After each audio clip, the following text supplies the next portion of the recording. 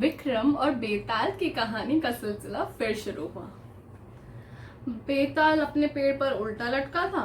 विक्रम फिर गया, फिर उसकी रस्सी काटी और बेताल को अपनी पीठ पर बिठा लिया।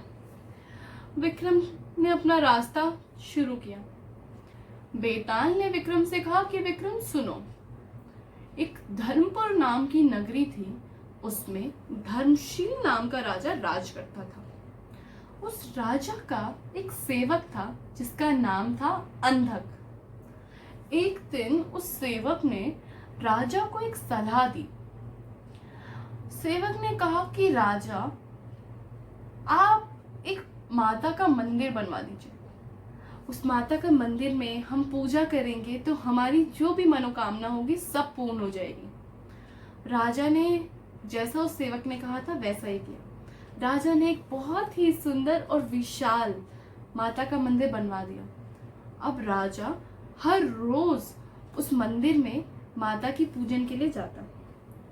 एक दिन माता ने राजा की सेवा से प्रसन्न होकर राजा को कहा कि राजन, मांगे, आप क्या वर मांगते हैं।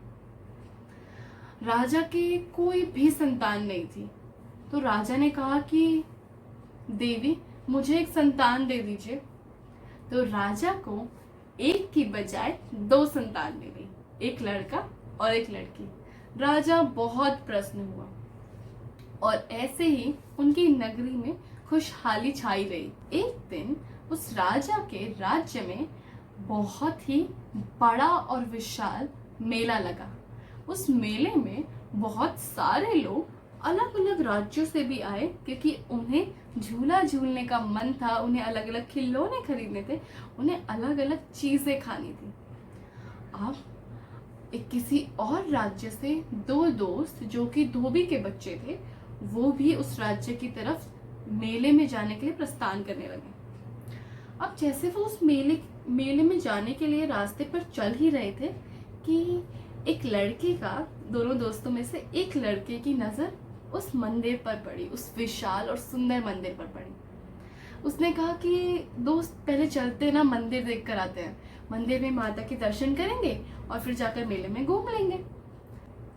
अब जैसे ही वो दोनों दोस्त मंदिर की तरफ बढ़ रहे थे, एक की नजर एक बहुत ही सुंदर धोबिन पर पड़ी।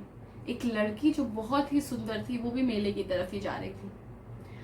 उस लड़के का तो बस दिल ही आ गया, उस धोबी के लड़के का तो दिल ही आ गया उस लड़की के ऊपर। उसने मंदिर में जाकर माता से प्रार्थना की कि माता, मुझ पर दया करो, मेरी इस लड़की से शादी करवा दो। अगर आपने मेरी प्रार्थना सुन ली तो मैं अपना सर आपके ऊपर चढ़ा दूंगा।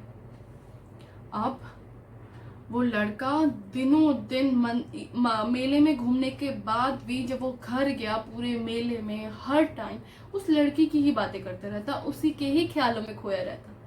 उसके दोस्त को लगा कहीं ये मेरा दोस्त पागल ना हो जाए। उसके दोस्त ने वही बात जाकर उस धोबी को बता दी कि जो मेरा दोस्त है उसको एक लड़की पसंद आ गई है, अब जाकर उसके मम्मी से और उसके पापा से उसके रिश्ते की बात कीजिए। अब उस धोबी ने अपने पुत्र के लिए उस लड़की का हाथ अपने बेटे के लिए मांग लिया। दोनों की शादी हो गई। दोनों बहुत ही खुशहाल से और खुशियों से रहने लगे। वो दोनों पति पत्नी आपस में खूब अलग अलग मुद्दों पर चर्चा करते और दोस्तों की तरह हंसी मजाक करते। अब एक दिन उस धोबी ने कहा कि तुम दोनों यहीं पूरे दिन घर में रहते हो, कभी बाहर जाओ, घूमो और बाकी जो चीजें हैं वो भी देखो। तो एक दिन वो दोनों पति पत्नी और उस लड़के का दोस्त तीनों के तीनों घूमने फिरने के लिए निकल पड़े और घूमते फिरते चलते फिरते वो उसी माता के मंदिर के सामने पहुंच गए। अब जैसे ही वो उस माता के मंदिर के सामने पहुंचे तो उस धोबी के लड़के को याद आया कि उसने एक प्रतिज्ञा की थी और उस प्रतिज्ञा के हिसाब से तो उसे अपनी बलि देनी चाहिए। तो उसने एक सूझ बिठाई। उसने अपनी पत्नी और अपने दोस्त को कहा कि एक काम करो, तुम मंदिर के बाहर ही इंतजार करो, मैं एक बार माता के दर्शन करके आता हूँ, मैं अभी आऊंगा, तुम यहीं रहना। वो धोबी का लड़का मंदिर के अंदर गया और वहां अपना सर काटकर माता के सामने अपनी बलि दे दी। बहुत टाइम बीत गया, दोनों के दोनों पति और उसका दोस्त बाहर इंतजार करते करते थक गए और अब उसके दोस्त को और उसकी पत्नी को चिंता हो रही थी कि आखिरकार उनका दोस्त और उसका पति वापस क्यों नहीं आ रहा है। उसकी पत्नी ने चिंता जताते हुए उससे कहा कि आप जाकर देखो कि आपके दोस्त को क्या हुआ है, वो वापस क्यों नहीं आ रहे, वो मंदिर में ही रह गए हैं क्या, वो मंदिर में पंडित बन गए हैं, क्या हुआ है। तो उसका दोस्त मंदिर में गया और वो देखता है कि लाश जिसका सर अलग और धड़ अलग पड़ा है। अब उसके दोस्त ने सोचा कि अगर मैं किसी को कहूंगा कि ये जो है इसने खुद अपनी बलि दे दी है, इसने खुद अपनी आत्महत्या कर ली है, तो कोई मेरा इस दुनिया में यकीन नहीं करेगा। सबको यही लगेगा कि मैंने उसकी जान दी है क्योंकि उसकी इतनी सुंदर पत्नी है और मैं चाहता हूं कि मैं उससे शादी कर लूं। लेकिन वो सच नहीं था, इस कारण कि लोग उसे ताने देंगे, उसके ऊपर शक करेंगे कि उसी ने अपने दोस्त की हत्या की है। उसने खुद की जान भी अपनी अलग वहीं की वहीं दे दी, उसका भी सर अलग और धड़ अलग। अब जो उसकी बीवी थी वो बाहर मंदिर के बाहर बैठे बैठे इतनी चिंता कर रही थी कि आखिरकार मंदिर में हो क्या रहा है, ना उसका पति वापस आ रहा है ना उसका दोस्त वापस आ रहा है। तो उसकी पत्नी ने भी ठान ली, वो मंदिर के अंदर गई और जाते ही क्या देखती है, जाते ही वो देखती है कि उसका दोस्त और उसका पति दोनों के दोनों जमीन पर मरे पड़े हैं, उन दोनों के सर अलग पड़े हैं और धड़ अलग पड़ा है। उसको बहुत चिंता हो गई कि अगर मैंने लोगों को बताया कि इन्होंने खुद अपनी जान ली है तो कोई उसकी बात पर यकीन नहीं करने वाला। दुनिया वाले तो यही सोचेंगे कि मैंने ही इन दोनों की जान ली है ताकि मैं इनकी सारी की सारी जमीन हड़प सकूं। अब उसकी बीवी ने बहुत सोचा और उसको एक ही उपाय नजर आया, और उपाय ये था कि वो खुद भी अपनी जान ले ले ताकि उससे कोई सवाल ही ना पूछे। उसने तलवार उठाई और वो अपनी गर्दन काटने ही वाली थी कि माता के दर्शन हुए।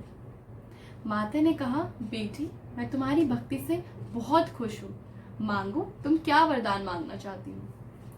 अब जैसे ही माता ने उसे वरदान मांगने को कहा तो उसको बस एक ही वरदान चाहिए था कि माता इन दोनों को जिंदा कर दीजिए। माता ने कहा कि तुम एक काम करो, तुम दोनों के सर और धड़ मिलाकर रख दो, मैं इनको जिंदा कर दूंगी। उसने वैसा ही किया।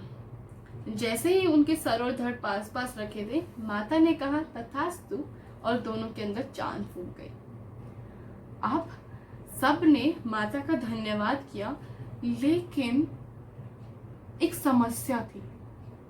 समस्या ये थी कि वो बीवी इतनी परेशान थी और उसको कुछ समझ नहीं आ रहा था, और इसी हड़बड़ी में उसने उसके दोस्त का सर और अपने पति का धड़ दोनों मिला दिए, जिसकी वजह से अब उसका पति का सर एक शरीर में था और उसके पति का धड़ दूसरे शरीर में। तो आखिरकार उसका पति था कौन, अब ये कैसे पता चलेगा।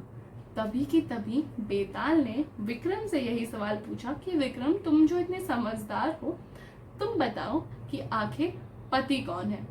विक्रम ने कहा कि इसका जवाब बहुत ही सरल है। जैसे नदियों में सर्वोत्तम गंगा है, वृक्षों में सर्वोत्तम कल्प वृक्ष है, पर्वतों में सर्वोत्तम सुमेरु है, वैसे ही शरीर में सर्वोत्तम है सर। तो जिस भी शरीर के ऊपर उसका सर लगा है वही उसका असली पति है। जैसे ही विक्रम ने इस सवाल का जवाब दिया और अपने मुंह से ये शब्द निकाले, वैसे ही बेताल उसकी पीठ से उड़ा और जाकर अपने पेड़ पर उल्टा लटक गया। और इसी के साथ ये कहानी खत्म हो गई। अगर आपको ये कहानी बहुत बहुत बहुत पसंद आई है तो इस कहानी को लाइक करो। अगर आपको कहानी बहुत पसंद है और आप और ये कहानी सुनना चाहते हो तो सम के चैनल को सब्सक्राइब करो। और अगर आप चाहते हो कि आप खुशियाँ बांटो और ये कहानी भी सबके साथ शेयर करो, और ताकि आप बहुत अच्छे अच्छे डिस्कशंस कर सको, then please share this story with your friends. Okay, bye. See you next time.